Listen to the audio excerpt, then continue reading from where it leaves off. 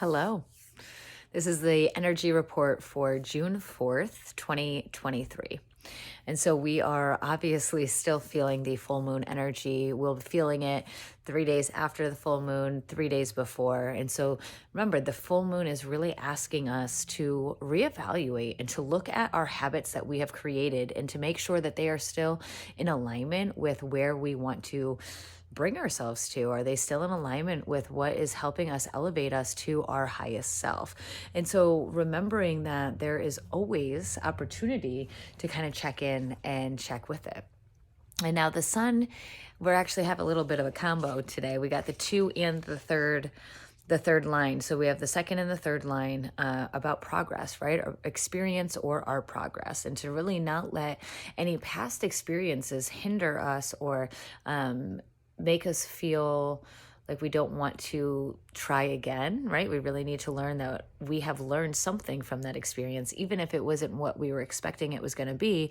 And even if it was just something, knowing that it's not something that we like, right? But that still is learning something. And so nothing really is ever wasted. And so the second line is about our creative block, the lack of inspiration, which stops the progress or stops that experience.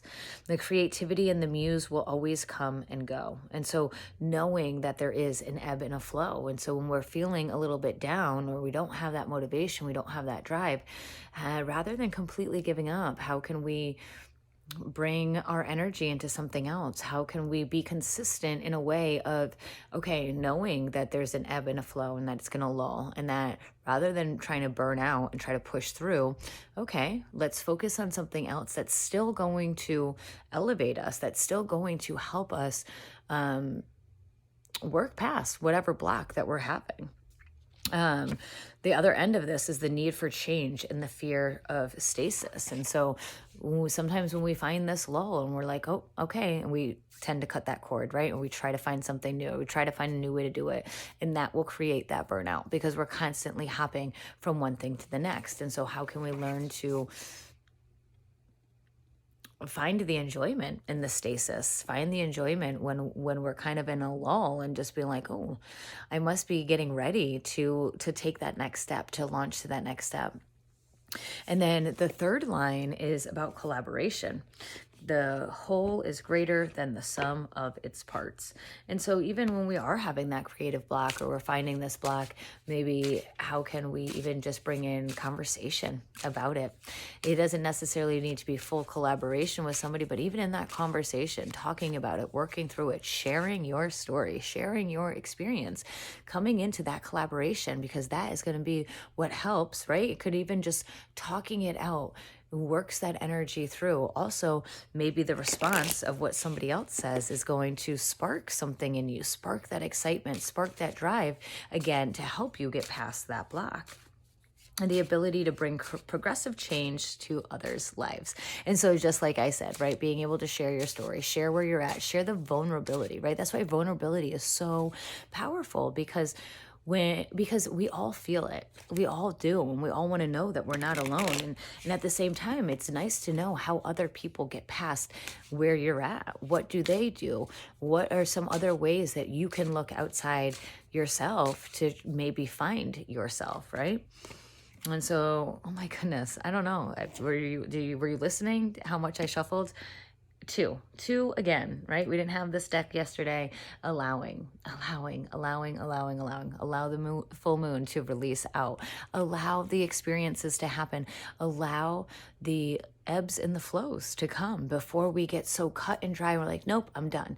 Or I'm going to the next thing, or I'm going to focus only on this, right? Like, how can we allow the ebb and the flow for things to kind of wave in and out and still hold on some passion, some love, some desire to see where and how far it can go.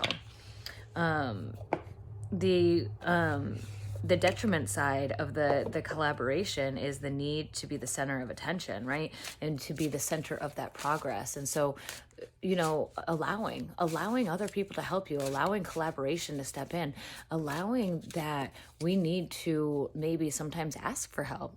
and realizing that, and allowing to, and receiving that information, that guidance, that help, that support that we might be seeking. Sometimes it's the allowing, the receiving to come to us, or that help or that assistance or whatever it might be looking like. But how can we allow some of these experiences to happen? How can we learn how to let go of some of this control? And maybe that's something in this full moon, something with this consistency. You look at it, it's like, are you blocking yourself, your experiences, because you want to control everything? And that was the big thing with two, was allowing. Allowing is releasing that control and just letting nature run its course.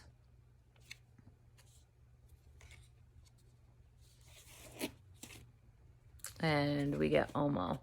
Omo is family. Omo is family. So we have these two souls kind of peeking through this window. Omo. Omo is family. Oops. All right. In this card, we see the next 7 generations reflected in a mirror that stands before a couple who holds a child in their arms. The child's spirit is fracted into the multitude of future beings who have the wisdom of their ancestors. We who sit in the cards today, the couple has a look of grace and confidence, knowing that they can change the perception of the world with proper vehicle of delivery. The mirror is wrapped in cannabis leaves and flowers to showcase the guide's work through lifetimes. The crystal line at the bottom of the mirror, and we can see the fruition of the future self in this card. The sun and the moon are carved into the frame to showcase how the future will be full of light, yet they'll still have some dark days, only illuminated by the moon. Omo appears when the subject of family comes up and reminds you that we were all born with a family. They may not be exactly who we wanted, but they are who we need to evolve from this human experience. And so as we look at this family card, and we can think about it as family, our physical family, but really I'm feeling that this is a lot about our collaboration and building a family of trust, and realizing that as we start to lean on one another and help one another and support one another, coming from a place of love, not a place of the ego, we truly will be able to shift our next generation, right? We'll start to come into this place of love and light and get out of this place of lack and fear. And so that reminder that our ripple goes generations down. And when we start standing in our truth, when we start honoring ourselves, not only are we helping our future lineage coming down, but we're also healing the past lineage before. And so a lot of powerful work. And sometimes it's allowing of those experiences. Maybe it's the allowing of the family to be who they want to be, allowing them to mirror you and show you what you might need to see that maybe you're a little scared to look at. Sending you all so much love.